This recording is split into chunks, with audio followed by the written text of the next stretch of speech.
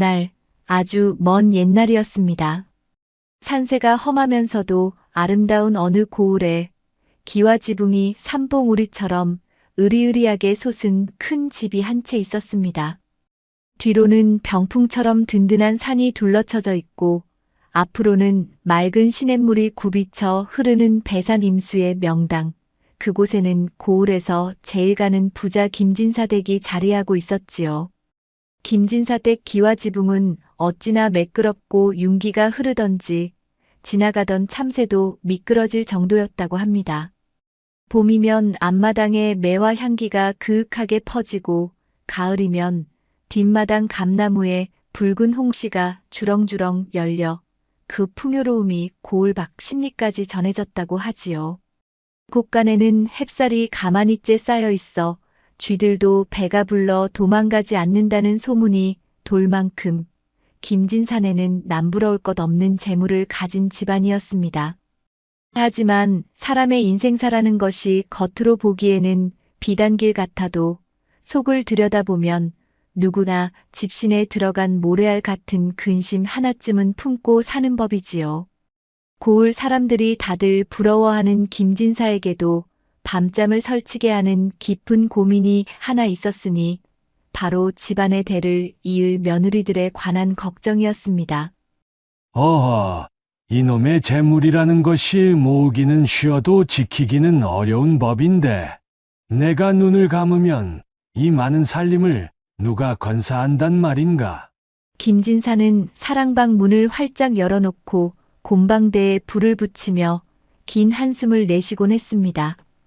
김진사에게는 든든한 아들이 셋이나 있었고 그 아들들이 모두 장성하여 각자 짝을 찾아 혼인을 했으니 집안에는 3명의 며느리가 들어와 살고 있었습니다. 첫째 며느리는 이웃 고을의 거상댁 딸로 얼굴이 복스럽고 옷차림이 늘 화려했습니다. 비단 치마 자락을 끌며 걸을 때면 사락사락 소리가 났고 손목에는 옥팔찌가 머리에는 금비녀가 번쩍였지요. 하지만 씀씀이가 해프고 거칠애를 중요하게 여겨 김진사의 눈에는 영 탐탁지 않았습니다. 둘째 며느리는 웃음이 많고 애교가 넘치는 성격이었습니다. 말주변이 좋아 집안에 웃음꽃이 피기는 했지만 덜렁대는 성격 탓에 밥을 지으면 반은 태우고 반은 서리키기 일쑤였지요. 게다가 맛있는 음식을 보면 사족을 못 써서 곳간 문턱이 닳도록 드나들며 군것질하기를 좋아했습니다. 그리고 막내 며느리가 있었습니다. 막내 며느리는 몰락한 선비 집안의 딸로 혼수 하나 제대로 해오지 못한 채 시집을 왔습니다. 말수가 적고 늘 조용히 바느질을 하거나 장독대를 닦는 일이 일과였지요. 너무 얌전하다 못해 답답해 보일 정도라 김진사는 막내 며느리가 과연 이 큰 집안의 안주인 노릇을 할 수 있을지 의구심이 들었습니다. 세월은 유수와 같다더니 김진사의 머리카락에도 어느덧 하얀 서리가 내려앉았습니다. 이제는 누군가에게 곳간 열쇠를 물려주어야 할 때가 온 것이지요. 옛말에 곳간에서 인심난다고 했지만 반대로 곳간 관리를 못하면 집안이 기운다는 말도 틀린 말이 아니었습니다. 김진사는 곰곰이 생각했습니다. 단순히 나이 순서대로 첫째에게 물려줄 수도 그렇다고 싹싹한 둘째에게 줄 수도 없는 노릇이었습니다. 어느 늦가을 밤이었습니다. 창호지 문 너머로 귀뚜라미 소리가 구슬프게 들려오고 달빛이 마당에 은은하게 내려앉은 시각, 김진사는 무릎을 탁 치며 혼자 중얼거렸습니다. 그렇지. 내가 며느리들의 속을 알 길이 없으니 시험을 해보는 수밖에. 재물을 불리는 재주보다 중요한 것은 재물을 대하는 마음가짐일 터. 내 이것을 한번 확인해 보아야겠다. 다음 날 아침 동이 트자마자 김진사는 하인을 불러 며느리들을 모두 사랑방으로 들라고 일렀습니다. 이른 아침부터 시아버님의 호출을 받은 새 며느리는 영문도 모른 채 부랴부랴 옷매무새를 다듬고 사랑방으로 향했습니다. 첫째 며느리는 고운 비단 저고리를 입고 우아하게 들어섰고, 둘째 며느리는 아직 잠이 덜 깬 눈을 비비며 들어왔으며, 막내 며느리는 조용히 고개를 숙인 채 들어와 자리에 앉았습니다. 방 안에는 엄숙한 공기가 감돌았습니다. 김진사는 근엄한 표정으로 며느리들을 하나하나 훑어보았습니다. 며느리들은 시아버님의 불호령이 떨어질까 싶어 마른 침을 삼키며 긴장한 표정을 감추지 못했지요. 한참의 침묵 끝에 김진사가 입을 열었습니다. 내가 너희를 부른 것은 다름이 아니라 이제 나도 늙어 이 집안의 살림을 너희 중 하나에게 맡기려 함이다. 그 말에 첫째 며느리의 눈이 번쩍 뜨였습니다. 둘째 며느리도 귀가 솔깃하여 고개를 들었지요. 오직 막내 며느리만이 여전히 다소곳이 앉아 경청할 뿐이었습니다. 김진사는 품속에서 작은 주머니 하나를 꺼냈습니다. 그리고 그 주머니에서 아주 작고 하얀 무언가를 꺼내 손바닥 위에 올려놓았습니다. 그것은 바로 쌀알이었습니다. 밥을 지어 먹는 흔하디흔한 쌀알 말입니다. 하지만 자세히 보니 껍질을 다 벗긴 백미가 아니라 누르스름한 껍질이 그대로 있는 벽씨, 즉 쌀의 씨앗이었습니다. 김진사는 그 벽씨 세 톨을 며느리들 앞에 내보였습니다. 자, 여기 쌀 벽시 한 톨씩을 너희에게 나누어 주겠다. 며느리들은 어리둥절한 표정으로 서로의 얼굴을 쳐다보았습니다. 집안의 살림을 물려주신다더니 고작 쌀 한 톨을 주시다니요. 금덩이나 땅 문서 아니면 적어도 곳간 열쇠를 주실 줄 알았던 첫째와 둘째 며느리는 실망한 기색이 역력했습니다. 김진사는 며느리들의 표정을 읽었는지 허허 웃으며 말을 이었습니다. 이 벽시 한 톨이 작아 보이느냐? 하지만 이 안에는 우주가 담겨 있고 생명이 담겨 있다. 나는 너희에게 이 벽시 한 톨을 줄 터이니 각자 가져가서 잘 보관하거라.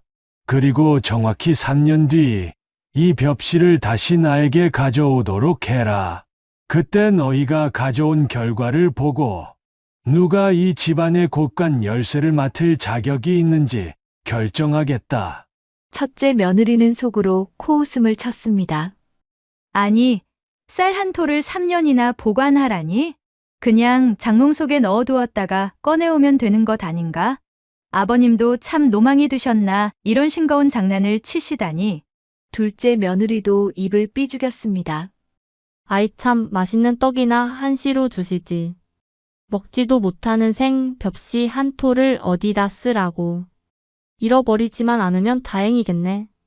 하지만 막내 며느리는 두 손으로 공손히 벽시 한 톨을 받아들고는 그 작은 씨앗을 한참 동안 응시했습니다. 그녀의 눈빛은 깊고 진중했습니다. 시아버님의 뜻이 단순히 쌀을 보관하는 것에 있지 않음을 그녀는 본능적으로 느꼈던 것입니다. 김진사는 며느리들에게 각각 벽시 한 톨씩을 나누어 주었습니다. 며느리들의 손바닥 위에 놓인 그 작은 알갱이 하나. 그것은 너무나 작고 가벼워서 훅 불면 날아갈 것만 같았습니다. 하지만 그 순간 그 쌀 한 톨의 무게는 천근만근이나 되는 바위보다 더 무겁게 느껴졌습니다. 이것이 곧 이 집안의 미래를 결정할 열쇠였기 때문입니다. 며느리들이 물러간 뒤 김진사는 다시 곰방대를 물고 먼 산을 바라보았습니다. 부디 내 뜻을 알아주는 아이가 있어야 할 터인데. 김진사의 눈가에는 기대와 우려가 동시에 서려 있었습니다. 과연 새 며느리는 이 쌀 한 톨을 어떻게 다루게 될까요? 3년이라는 긴 시간 동안 쌀 한 톨의 운명은 어떻게 변하게 될까요? 방을 나선 새 며느리의 발걸음은 제각각이었습니다. 첫째 며느리는 방을 나서자마자 혀를 쯧쯧 찼습니다. 그녀는 자신의 방으로 돌아와 화려한 자개장에 벽시를 대충 던져 넣으려다 멈칫했습니다. 그래도 시아버님이 주신 건데 잃어버리면 나중에 곤란해지겠지. 3년 뒤에 이대로 꺼내들이면 그만이니까 썩지도 않게 가장 안전한 곳에 넣어두어야겠다. 그녀는 자신이 아끼는 비단 주머니를 꺼냈습니다. 금실과 은실로 화려하게 술을 놓은 주머니였습니다. 그녀는 벽시 한 톨을 그 속에 넣고 입구를 꽉 졸라매었습니다. 그리고는 장롱 깊숙한 곳, 자신의 패물함 속에 그 주머니를 고이 모셔두었습니다. 첫째 며느리에게 쌀 한 톨은 그저 보관해야 할 물건에 지나지 않았습니다.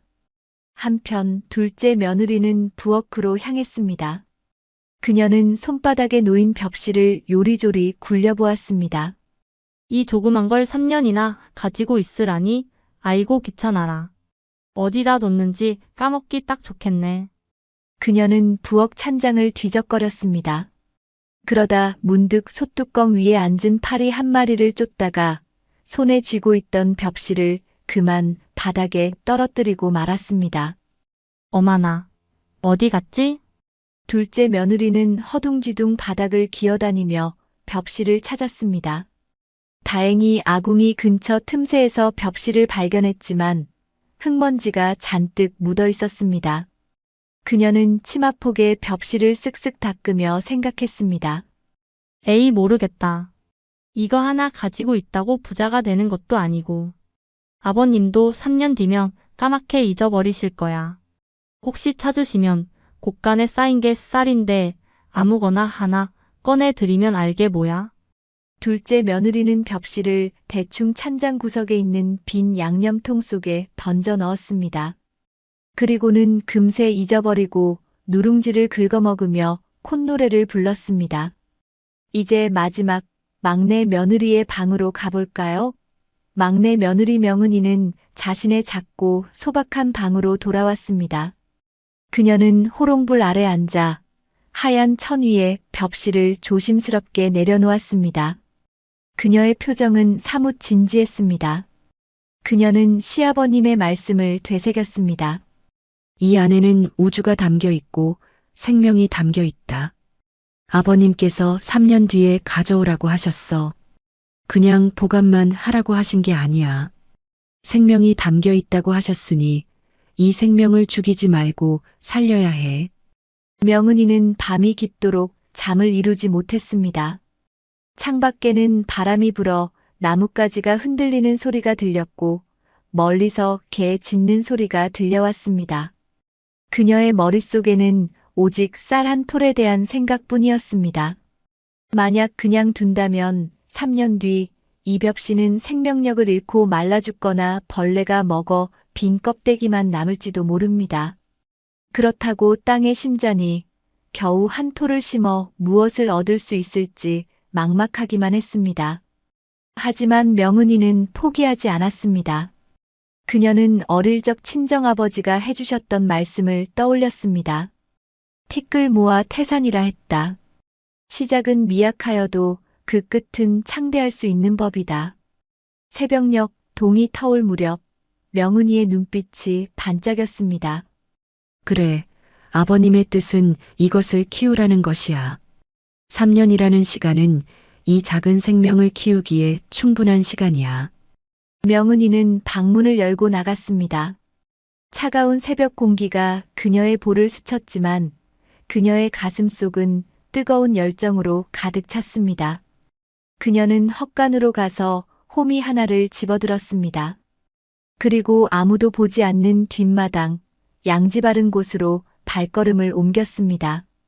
그녀는 그곳에 있는 흙을 손으로 만져보았습니다.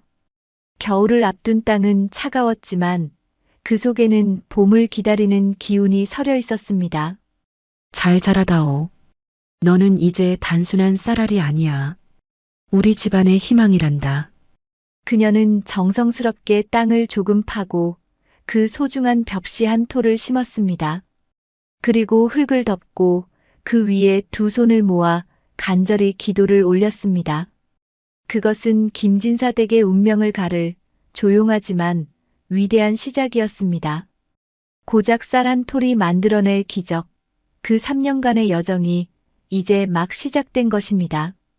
김진사댁 기와 지붕 위로 소복이 쌓였던 흰 눈이 따스한 햇살에 녹아내리고 처마 끝에서 똑똑하고 물방울 떨어지는 소리가 들려올 무렵이었습니다. 겨우내 꽁꽁 얼어붙었던 대지가 숨을 쉬기 시작하자 막내 며느리 명은이의 마음도 덩달아 분주해지기 시작했습니다. 다른 식구들이 아직 이불 속에서 단잠을 자고 있을 새벽녘, 명은이는 어김없이 일어나 뒷마당으로 향했습니다. 그녀가 심어둔 쌀 한 톨, 그 작은 씨앗이 혹시나 얼어 죽지는 않았는지, 산짐승이 파헤치지는 않았는지 노심초사하며 매일 아침 문안 인사를 올렸던 것이지요. 어느 날 아침 명은이의 눈이 휘둥그레졌습니다. 거칠고 투박한 흙을 뚫고 아주 작고 여린 연두색 새싹 하나가 고개를 쏙 내밀고 있었기 때문입니다. 손가락 한마디도 채 되지 않는 그 작은 생명. 훅 불면 꺾일 것만 같고 밟으면 흔적도 없이 사라질 것 같은 그 연약한 싹이 명은이에게는 세상 그 어떤 보석보다 찬란해 보였습니다. 아, 드디어 나왔구나. 고맙다. 정말 고마워. 그 차가운 땅 속에서 잘 견뎌주었구나.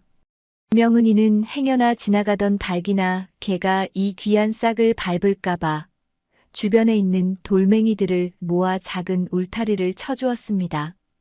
그리고 매일 쌀뜨물을 받아 몰래 가져다 부어주고 잡초가 올라오면 그 즉시 손으로 조심조심 뽑아주었습니다. 봄비가 보슬보슬 내리는 날에는 싹이 목을 축일 수 있어 기뻐했고 태양볕이 너무 뜨거운 날에는 잎이 탈까봐 큰 호박잎을 따다 그늘을 만들어주기도 했습니다.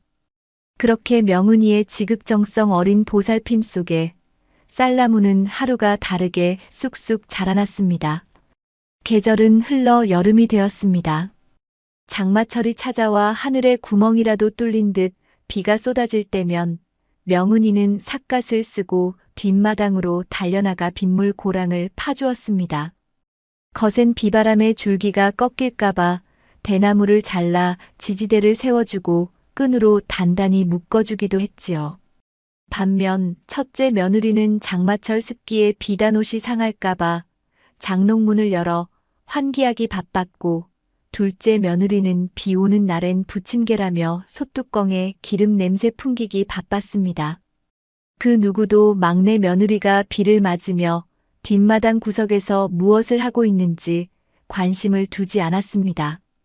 어느덧 매미 소리가 잦아들고 아침 저녁으로 선선한 바람이 불어오는 가을이 찾아왔습니다. 김진사 댁 앞 들판이 온통 황금빛 물결로 일렁일 때 명은이의 뒷마당 구석에도 기적 같은 일이 일어났습니다. 단 한 톨의 벽시에서 시작된 그 한 포기의 벼가 튼실한 이삭을 주렁주렁 매달고 고개를 숙이고 있었던 것입니다. 비록 논에서 자란 벼들처럼 무성하진 않았지만 명은이의 정성을 먹고 자란 덕분인지 나탈 하나하나가 굵고 윤기가 흘렀습니다. 추수하는 날 명은이는 주위의 눈을 피해 조심스럽게 낫을 들었습니다. 한 톨이 100톨이 되고 1000톨이 된다 하셨지. 어디 한번 세어볼까? 그녀는 떨리는 손으로 벼를 베어 방으로 가져왔습니다. 그리고 문을 걸어 잠그고 호롱불 아래서 나탈을 하나하나 털어내었습니다. 타닥 타닥 방바닥에 떨어지는 쌀알 소리가 마치 금화가 떨어지는 소리처럼 경쾌하게 들렸습니다. 다 털어낸 벽실을 모아보니 밥그릇 하나를 가득 채우고도 남을 정도였습니다. 단 한 톨이 큰 밥공기 하나 분량의 씨앗으로 불어난 것입니다. 명은이는 그 벽시들을 보며 가슴 벅찬 희열을 느꼈습니다.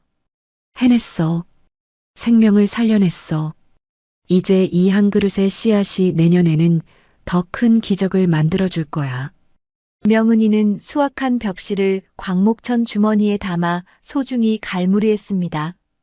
그리고 아무도 모르게 다시 겨울을 날 준비를 했습니다. 해는 바뀌어 약속의 시간 중 두 번째 해가 밝았습니다. 첫째 며느리는 가끔 장롱을 열어 자신의 비단 주머니를 확인하고는 안심했습니다. 둘째 며느리는 쌀 한 톨 따위는 까맣게 잊고 설날 떡국을 몇 그릇이나 먹었는지 세고 있었지요. 하지만 명은이에게는 더 큰 과제가 생겼습니다. 작년에는 쌀 한 톨이라 뒷마당 구석으로 충분했지만 이제는 밥 공기 하나 가득한 벽실을 심어야 했기 때문입니다. 그 정도 양을 심으려면 꽤 넓은 땅이 필요했습니다. 그렇다고 사람들이 다 보는 앞마당 화단이나 텃밭을 쓸 수는 없는 노릇이었습니다. 시아버님과의 약속은 3년 뒤에 결과를 가져오는 것이지 과정을 떠벌리는 것이 아니었으니까요. 게다가 형님들이 알게 되면 유난을 떤다며 비웃거나 회방을 놓을지도 모를 일이었습니다. 명은이는 며칠 동안 집 주변을 살피고 또 살폈습니다. 그러다 집 뒤편 대나무 숲과 담벼락 사이에 버려진 땅을 발견했습니다.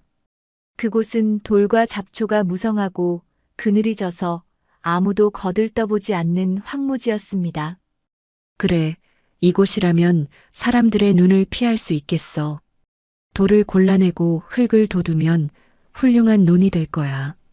봄 기운이 돌기 시작하자 명은이의 이중 생활이 시작되었습니다.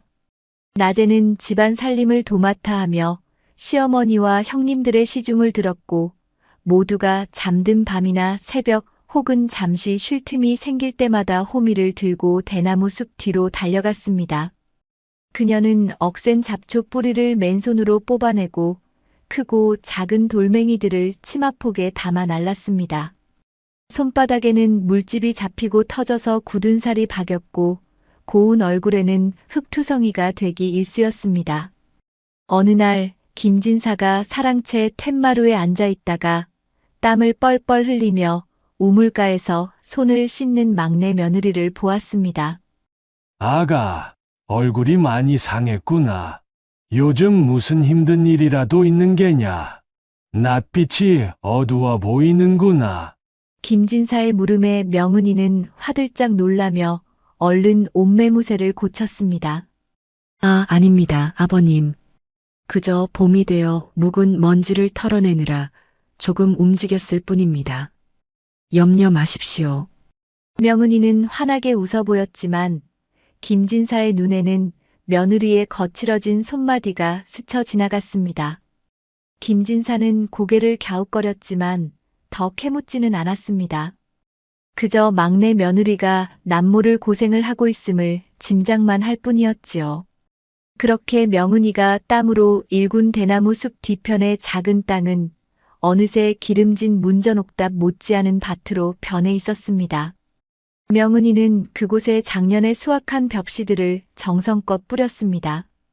두 번째 해의 농사는 첫 해보다 훨씬 고됐습니다. 벽시가 많아진 만큼 돌봐야 할 새싹들도 많아졌기 때문입니다. 물을 대기 위해 무거운 물동이를 수십 번씩 날라야 했고 병충해를 막기 위해 일일이 벌레를 잡아주어야 했습니다. 한여름 땡볕 아래서 명은이는 땀을 비오듯 흘리며 김을 메었습니다. 허리가 끊어질 듯 아팠지만 바람에 살랑이는 초록색 뼈 물결을 보면 씻은 듯이 피로가 사라졌습니다. 조금만 더 힘내자. 이 아이들이 자라나면 우리 집안의 든든한 양식이 될 거야. 그리고 다시 가을이 찾아왔습니다. 대나무 숲 뒤편 버려졌던 황무지는 놀라운 풍경으로 변해 있었습니다. 황금빛 벼 이삭들이 빽빽하게 들어차 바람이 불 때마다 스스스하며 풍요로운 노래를 불렀습니다. 추수하는 날 명은이는 남몰래 눈물을 훔쳤습니다. 낫으로 벼를 베고 타작하여 껍질을 벗기지 않은 벽시 자루에 담았습니다. 놀랍게도 그 양은 2가마니에 달했습니다. 밥공기 하나였던 씨앗이 2개의 거대한 자루를 가득 채운 것입니다. 명은이는 묵직한 자루를 들어보며 그 무게를 실감했습니다. 그것은 단순히 곡식의 무게가 아니라 지난 2년 동안 그녀가 흘린 땀과 눈물, 그리고 인내의 무게였습니다. 하지만 기쁨도 잠시, 명은이에게는 또 다른 고민이 생겼습니다. 쌀 한 톨이나 밥 공기 하나 정도야 내 방에 숨길 수 있었지만 이 큰 자루 2개를 어디에 숨긴단 말인가? 광에 넣었다가는 다른 쌀과 섞일 테고 방에 2잔이 들킬 게 뻔한데. 밤이 깊도록 명은이는 쌀자루를 앞에 두고 고민에 빠졌습니다. 3년의 약속 중 이제 2년이 지났습니다. 내년에는 이 2가마니의 벽시를 심어야 하는데 그러려면 대나무 숲 뒤편의 작은 땅으로는 어림도 없었습니다. 판은 점점 커지고 있었고 비밀을 지키기는 더욱 어려워지고 있었습니다. 김진사 댁 사람들은 모두 따뜻한 아랫목에서 단잠에 빠져 있었지만 별채 끝방 막내 며느리 명은이의 방 불빛만은 꺼질 줄을 몰랐습니다. 명은이는 방 한 구석, 낡은 장롱 뒤에 숨겨둔 2가마니의 벽시 자루를 어루만지며 깊은 시름에 잠겨 있었습니다. 이제 이 많은 벽시를 어찌한단 말인가. 뒷마당 대나무 숲 뒤편은 이미 좁아터져 더 이상 심을 곳이 없어. 그렇다고 이 귀한 생명을 다시 쌀독에 넣어 밥을 지어 먹을 수도 없는 노릇이고 약속한 3년의 마지막 해 이 고비를 넘기지 못하면 모든 것이 물거품이 되고 말 거야. 명은이의 한숨소리가 깊어지자 잠기 밝은 그녀의 남편 김진사의 막내 아들이 부스스 눈을 떴습니다. 막내 아들은 심성이 곱고 글 읽기를 좋아하는 선비였으나 세상 물정에는 다소 어두운 편이었습니다. 그는 아내가 밤잠을 설치는 것을 보고 걱정스러운 목소리로 물었습니다. 부인 어찌하여 잠들지 못하고 그러고 계시오? 무슨 근심이라도 있는겨? 명은이는 잠시 망설였습니다. 시아버님과의 약속은 혼자만의 비밀이었기에 남편에게도 알리지 않았던 터였습니다. 하지만 이제는 혼자 힘으로 감당할 수 있는 단계를 넘어섰습니다. 2가마니의 벽시를 심으려면 황소의 힘과 넓은 땅, 그리고 든든한 조력자가 절실했습니다. 명은이는 결심한 듯 남편 앞에 정자하고 앉았습니다. 그리고 지난 2년 동안 자신이 겪었던 일들, 쌀 한 톨이 밥 공기가 되고 밥 공기가 다시 2가마니가 된 사연을 털어놓았습니다. 남편의 눈이 휘둥그레졌습니다. 아니 그게 정말이오? 아버님께서 주신 쌀 한 톨을 나는 부인이 그저 장독대나 닦고 바느질이나 하는 줄 알았는데 그 험한 일을 혼자 해왔단 말이오? 남편은 아내의 거칠어진 손을 잡아보았습니다. 굳은 살이 박이고 손톱 밑에 흙물이 든 아내의 손을 보자 글만 읽던 자신의 고운 손이 부끄러워졌습니다. 서방님 도와주십시오. 이 벽시는 단순한 곡식이 아닙니다. 아버님께서 말씀하신 우주이자 우리 집안의 미래입니다. 마지막 3년째인 올해 이 씨앗들을 모두 심어 결실을 보아야 합니다. 하지만 제 힘으로는 땅을 구할 방도도 그 넓은 땅을 갈 힘도 부족합니다. 막내 아들은 아내의 결의에 찬 눈빛을 보고 고개를 끄덕였습니다. 내 비록 쟁기질 한번 해본 적 없는 서생이나 부인의 뜻이 이토록 지극하니 어찌 모른 척하겠소. 내 힘 닿는 데까지 돕겠소. 함께 해봅시다. 다음 날부터 부부의 은밀하고도 위대한 작전이 시작되었습니다. 하지만 문제는 땅이었습니다. 김진사 댁 소유의 좋은 논밭은 이미 소작농들이 붙이고 있었고 갑자기 며느리가 땅을 달라고 하면 온 집안에 소문이 날 게 뻔했습니다. 명은이는 시집 올 때 가져왔던 유일한 폐물인 은가락지 한 쌍을 꺼냈습니다. 그리고 남편에게 건네주며 말했습니다. 이것을 팔아 심리방, 사람들이 잘 다니지 않는 산비탈에 버려진 땅을 빌려주십시오. 아무도 거들떠보지 않는 돌밭이라도 상관없습니다. 막내 아들은 아내의 소중한 폐물을 들고 장터로 나갔습니다. 그리고 마을에서 한참 떨어진 야산 밑 돌이 많고 자풀이 무성하여 아무도 농사짓지 않는 황무지를 헐값에 빌렸습니다. 척박하기 그지없는 땅이었지만 명은이에게는 희망의 영토였습니다. 봄이 오자 부부의 이중 생활은 더욱 치열해졌습니다. 낮에는 각자의 자리에서 시치미를 뚝 떼고 집안일과 글공부에 매진했습니다. 그리고 달이 뜨고 모두가 잠든 밤이 되면 부부는 낡은 작업복으로 갈아입고 몰래 집을 빠져나갔습니다. 십리기를 걸어 도착한 산비탈 밭은 그야말로 돌무더기였습니다. 헉헉. 부인, 이 돌들을 언제 다 골라낸단 말이오? 홈이 끝이 들어가지도 않소. 처음 괭이를 잡아본 막내 아들은 금세 손바닥이 까져 피가 맺혔습니다. 하지만 명은이는 묵묵히 앞장서서 바위를 굴려내고 억센 칡뿌리를 걷어냈습니다. 서방님, 땀은 땅을 속이지 않습니다. 우리가 흘린 땀방울만큼 이 땅은 옥토가 될 것입니다. 저를 믿고 조금만 더 힘을 내주십시오. 아내의 굳건한 모습에 남편도 이를 악물었습니다. 밤새도록 돌을 나르고 흙을 뒤집으며 부부는 태어나서 처음으로 노동의 신성함을 몸소 체험했습니다. 달빛 아래 흐르는 두 사람의 땀방울이 척박한 땅을 적셨습니다. 그렇게 한 달을 꼬박 매달린 끝에 거친 돌밭은 제법 번듯한 밭의 모양을 갖추게 되었습니다. 명은이는 그곳에 두 가마니의 벽씨를 정성껏 뿌렸습니다. 벽씨가 흙 속에 안기던 날 막내 아들은 허리를 펴며 밤하늘을 올려다보았습니다. 온몸이 쑤시고 아팠지만 가슴 속에는 난생 처음 느껴보는 벅찬 보람이 차올랐습니다. 하지만 하늘은 그들을 쉽게 도와주지 않았습니다.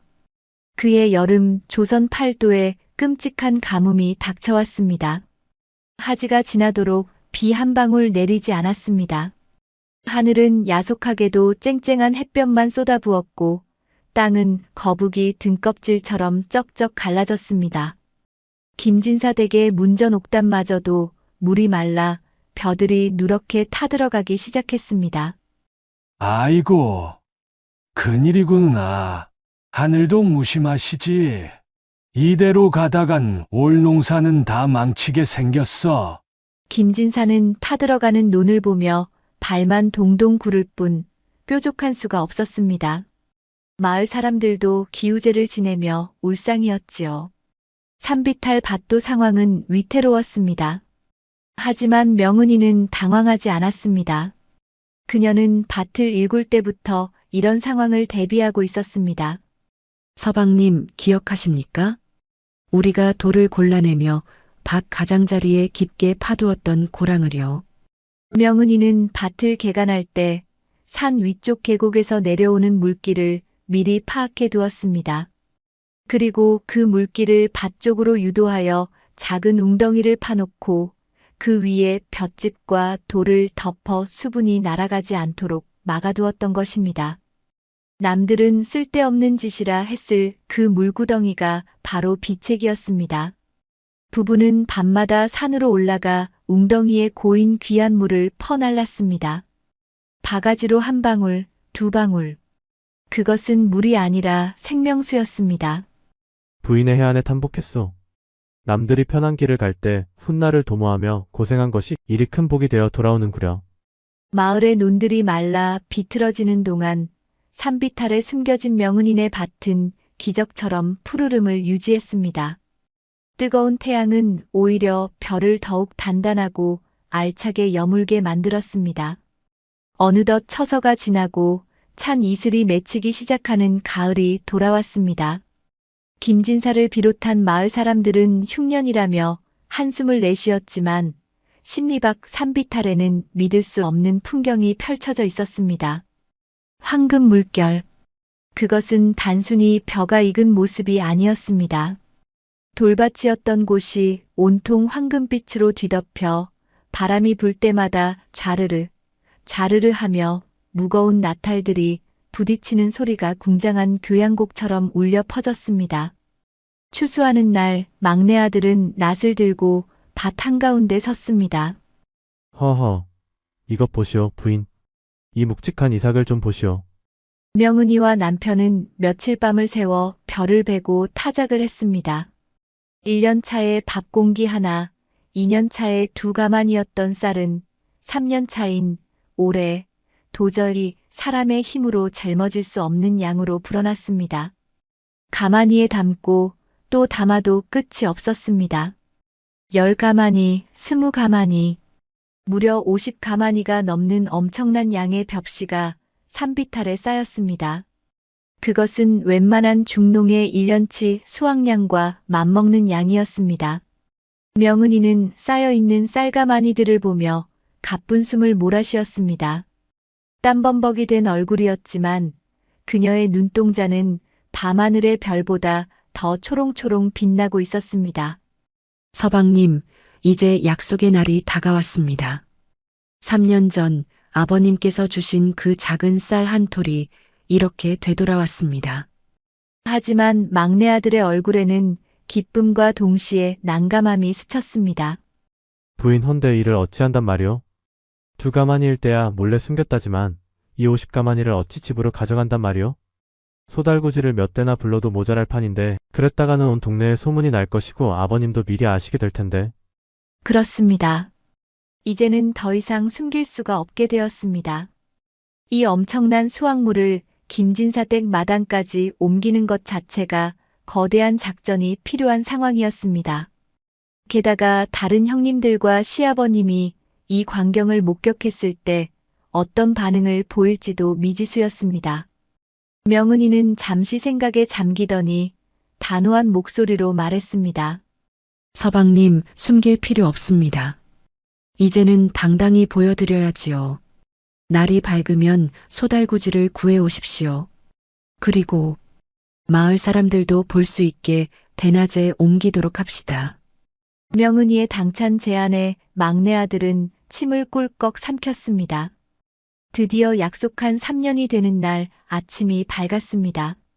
그날따라 김진사 댁의 아침 공기는 여느 때보다 무겁고 긴장감이 감돌았습니다. 하늘은 높고 푸르렀지만 사랑채 문을 열고 마루에 앉은 김진사의 표정은 굳어 있었습니다. 허허, 세월이 참 빠르기도 하지. 벌써 3년이라니. 과연 며느리들이 내 뜻을 헤아렸을까? 아니면 그저 노인네의 망령이라 여기고 잊어버렸을까? 김진사는 씁쓸한 입맛을 다시며 곰방대를 두드렸습니다. 사실 그는 큰 기대를 하지 않고 있었습니다. 첫째는 거칠애에만 신경 쓰니 쌀알을 보석함에나 넣어두었을 테고, 둘째는 먹성이 좋으니 진작에 잃어버렸거나 밥 지을 때 섞어버렸을 것이 뻔했으니까요. 막내에게 조금 기대를 걸어보았지만 3년 내내 두문불출하며 별채에만 박혀 있었으니 그 또한 알 수 없는 노릇이었습니다. 해가 중천에 떠오르자 김진사는 하인을 시켜 새 며느리를 불렀습니다. 가장 먼저 첫째 며느리가 들어왔습니다. 그녀는 오늘을 위해 준비한 듯 가장 화려한 비단옷을 입고 자신만만한 표정으로 걸어 들어왔습니다. 아버님, 그간 강건하셨습니까? 아버님께서 3년 전에 맡기신 숙제를 검사받으러 왔습니다. 첫째 며느리는 품속에서 자수가 놓인 고운 비단 주머니를 꺼냈습니다. 그리고 조심스럽게 주머니 끈을 풀고 그 안에 들어있던 벽시 한 톨을 꺼내 김진사 앞에 탁자에 올려놓았습니다. 보십시오, 아버님. 3년 전 주신 그 벽시 그대로입니다. 혹여나 벌레가 먹을까, 습기가 찰까. 제가 비단 주머니에 넣어 장롱 깊은 곳 폐물함에 고이 모셔두었습니다.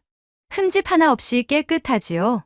김진사는 그 벽시를 집어들고 요리조리 살펴보았습니다.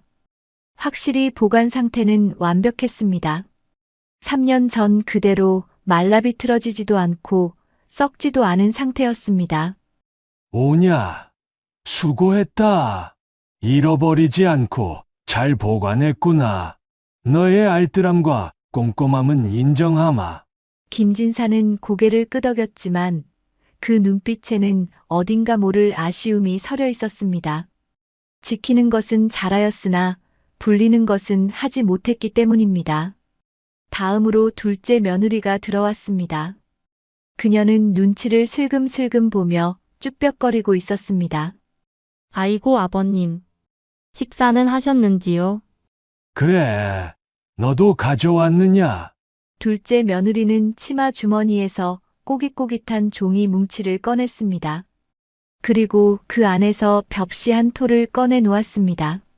사실 그것은 3년 전 받은 그 벽시가 아니었습니다. 잃어버린 지 오래라 오늘 아침 급하게 곳간 쌀독 바닥을 뒤져서 찾아낸 아무 벽시나 하나 들고 온 것이었지요. 여기 있습니다. 저도 아주 잘 보관했습니다.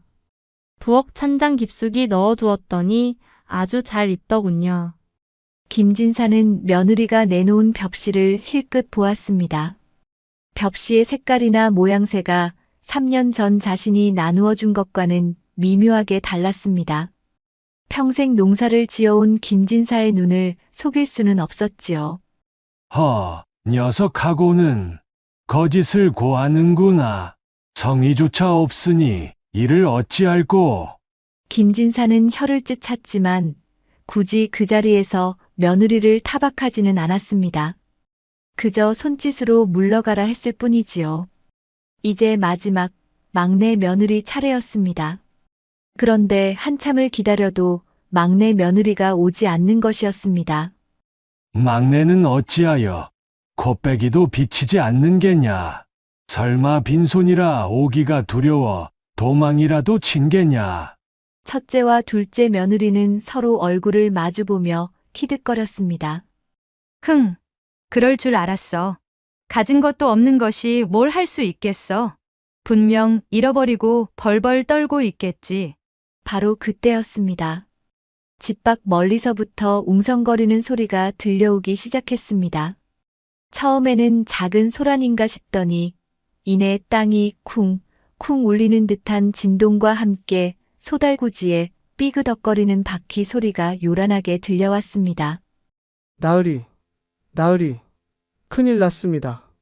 아니, 큰일이 아니라 어서 나와 보셔야겠습니다. 대문을 지키던 하인이 숨이 턱 끝까지 차서 뛰어들어왔습니다. 김진사와 며느리들은 영문도 모른 채 마당으로 나갔습니다. 대문이 활짝 열리고 김진사의 눈앞에 믿을 수 없는 광경이 펼쳐졌습니다. 커다란 황소가 끄는 달구지 한 대가 들어오는가 싶더니 그 뒤로 또 한 대, 그리고 또 한 대, 무려 5대의 소달구지가 줄을 지어 마당으로 들어오고 있었습니다. 그리고 그 달구지 위에는 터질 듯 빵빵하게 채워진 쌀가마니들이 산더미처럼 쌓여 있었습니다. 마을 사람들까지 그 신기한 구경거리를 보려고 대문 밖을 가득 메웠습니다. 아니, 이게 다 뭡니까? 김진사 댁에 나라님 상이라도 내린 겁니까? 올해 같은 흉년의 쌀이 이렇게나 많다니 도대체 어디서 난 쌀이요? 소달구지 행렬은 넓은 김진사 댁 마당을 꽉 채우고도 모자라 대문 밖까지 이어졌습니다. 누런 삼배포대에 담긴 가마니들에서는 구수한 흙냄새와 풍요로운 가을 냄새가 물씬 풍겼습니다. 그 행렬의 맨 앞에서 소 고삐를 잡고 들어오는 사람은 다름 아닌 막내 아들이었습니다. 얼굴은 검게 그을리고 옷은 흙투성이었지만 그 표정만은 장원 급제한 선비보다 더 당당했습니다. 그리고 그 옆에 막내 며느리 명은이가 다소곳이 서 있었습니다. 김진사는 너무나 놀라 신고 있던 신발이 벗겨지는 줄도 모르고 대도를 내려왔습니다. 이게 다 무엇이냐?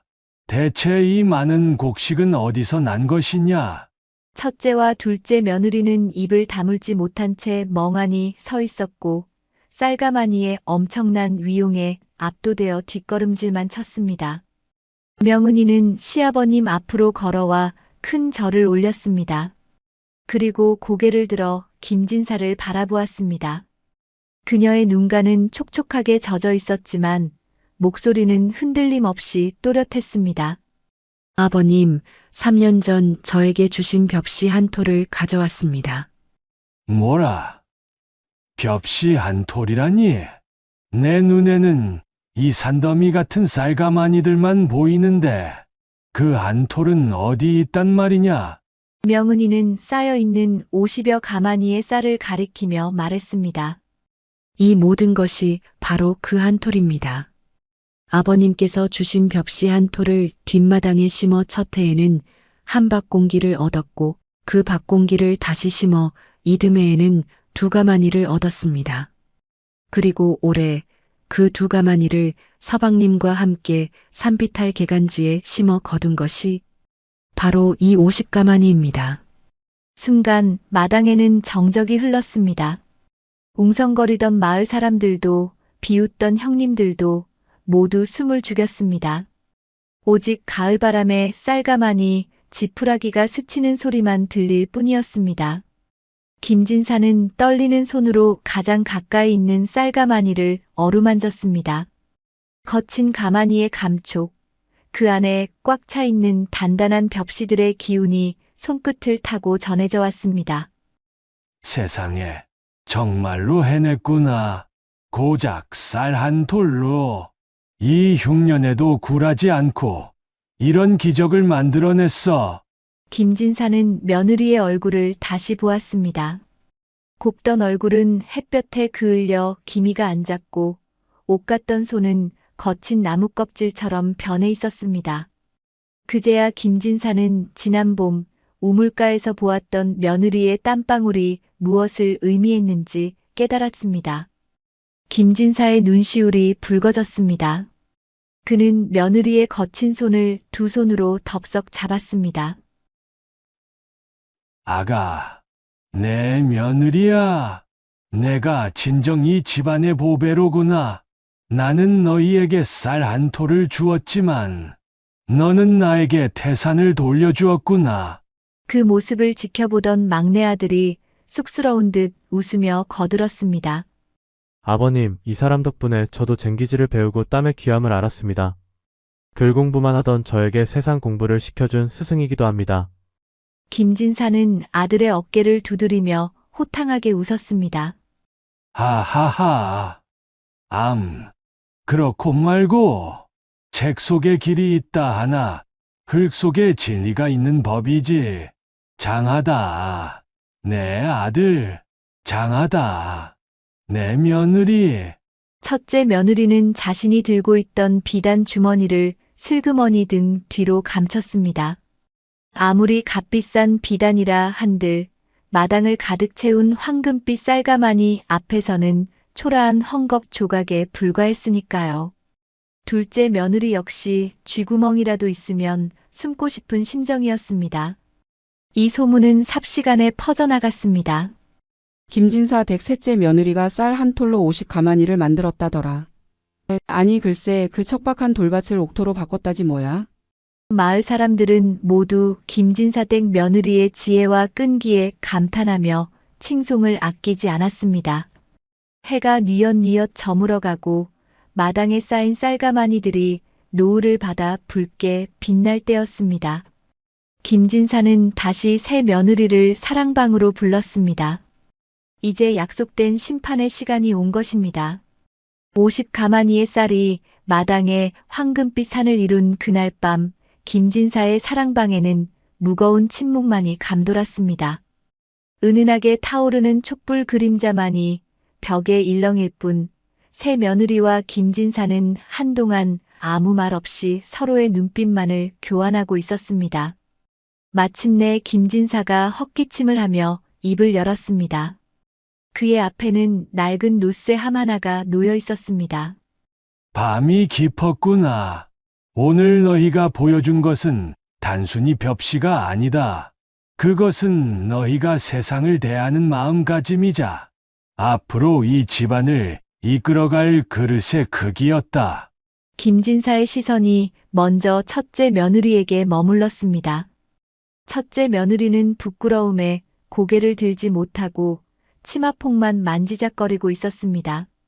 첫째야, 너는 벽시를 비단 주머니에 넣어 잘 보관하였다. 허나 재물이라는 것은 고인 물과 같아서 그러지 않으면 썩게 마연이다. 지키는 것에만 급급하여 불릴 줄 모른다면 이 집안의 살림은 언젠가 바닥을 드러내고 말 것이야. 너에게 곳간을 맡긴다면 현상 유지는 하겠으나 집안의 번영을 기대하기는 어렵겠구나. 첫째 며느리는 얼굴이 홍당무처럼 붉어져 작은 목소리로 대답했습니다. 송구합니다, 아버님. 제 생각이 짧았습니다. 이어 김진사의 눈길이 둘째 며느리에게 향했습니다. 둘째 며느리는 몸을 베베꼬며 시선을 피했습니다. 둘째야, 너는 정직하지 못했다.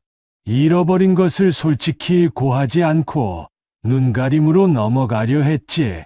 살림을 맡은 사람이 정직하지 못하면 그 집안의 기둥뿌리가 뽑히는 법이다. 작은 벽시 하나도 소중히 여기지 않는데 어찌 큰 재물을 맡기겠느냐. 잘못했습니다, 아버님. 입이 10개라도 할 말이 없습니다. 마지막으로 김진사는 막내 며느리 명은이를 바라보았습니다. 그의 눈빛이 한없이 부드러워졌습니다.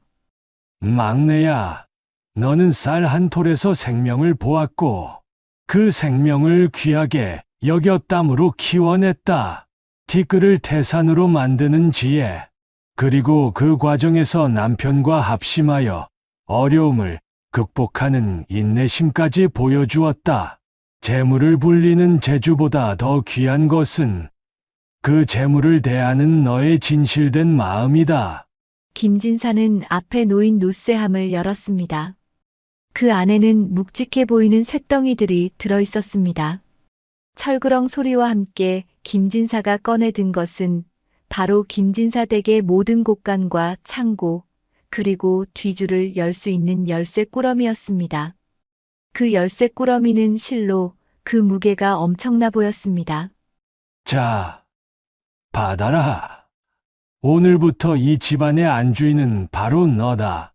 김진사는 열쇠 꾸러미를 명은이의 거친 두 손에 쥐어주었습니다. 명은이는 그 묵직한 무게를 느끼며 잠시 손을 떨었지만 이내 두 손으로 단단히 감싸 쥐었습니다. 그것은 단순히 권력의 상징이 아니었습니다. 집안 식구들은 물론 이 집에 딸린 수많은 소장농과 하인들의 생계를 책임져야 하는 막중한 책임감의 무게였습니다. 아버님, 부족한 저에게 이리 큰 짐을 맡겨주시니 몸둘 바를 모르겠습니다. 허나 아버님의 뜻을 받들어 젖살 한 톨을 키우던 그 마음 변치 않고 이 집안을 바르고 따뜻하게 일구겠습니다. 그 모습을 지켜보던 첫째와 둘째 며느리의 눈에는 복잡한 감정이 스쳤습니다. 시기나 질투보다는 막내의 노력에 대한 인정과 자신들에 대한 부끄러움이 더 컸습니다. 그녀들은 슬그머니 자리에서 일어나 방을 나가려 했습니다. 이제 자신들의 입지가 좁아질 것이라 생각했기 때문입니다. 그때였습니다. 형님들, 잠시만 기다려 주십시오. 명은이가 다급히 형님들을 불렀습니다. 그리고는 쥐고 있던 열쇠 꾸러미를 다시 김진사 앞에 내려놓았습니다. 아니, 왜 도로 내려놓느냐? 아버님, 저는 농사일은 알지만 비단을 고르는 안목이나 귀한 손님을 맞이하는 법도는 모릅니다. 또한 저는 조용한 성격이라 집안에 웃음꽃을 피우고 맛난 음식을 장만하는 재주도 부족합니다. 이 큰 집안을 저 혼자 꾸려나갈 수는 없습니다. 명은이는 첫째 며느리와 둘째 며느리의 손을 잡고 김진사 앞으로 이끌었습니다. 큰 형님은 꼼꼼하고 물건 보는 눈이 탁월하시니 안살림의 물목을 관리해 주시고, 작은 형님은 솜씨가 좋고 성격이 밝으시니 식구들의 먹거리와 대소사를 챙겨주신다면 저는 바깥 살림과 농사일을 챙기겠습니다. 저희 셋이 힘을 합쳐야만 아버님의 뜻대로 집안을 일으킬 수 있습니다. 그 말에 첫째와 둘째 며느리의 눈이 휘둥그레졌습니다. 쫓겨나거나 무시당할 줄 알았는데 오히려 자신들의 장점을 알아주고 손을 내밀어 준 것입니다. 동서, 정말 나랑 같이 하겠다고? 아이고, 나는 먹는 거나 좋아하는데. 그래도 괜찮은가? 명은이는 환하게 웃으며 고개를 끄덕였습니다.